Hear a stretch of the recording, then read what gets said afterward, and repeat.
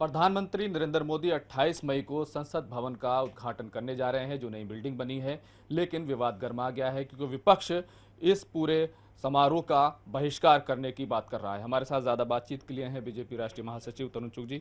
जिस तरीके से तमाम लोग कह रहे हैं कि राष्ट्रपति जी को नहीं बुलाया गया, इसलिए हम बहिष्कार करेंगे। कुंठित, हताश, निराश नेतृत्व केवल विरोध के लिए विरोध कर रहा है।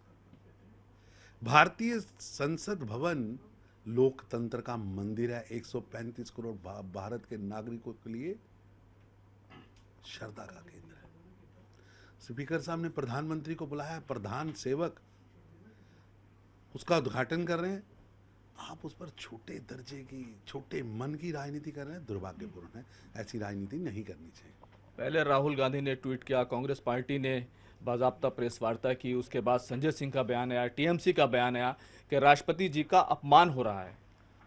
जो कल तक उनके सामने कैंडिडेट खड़े करके बैठे थे, जिन्होंने कभी किसी ट्राइबल या ट्राइबल महिला को मौका ही नहीं दिया, अब देश के प्रधानमंत्री मोदी जी ने एक ट्राइबल महिला को कैंडिडेट बनाया और उन्हें चुन के वो आज देश की राष्ट्रपति बनी है।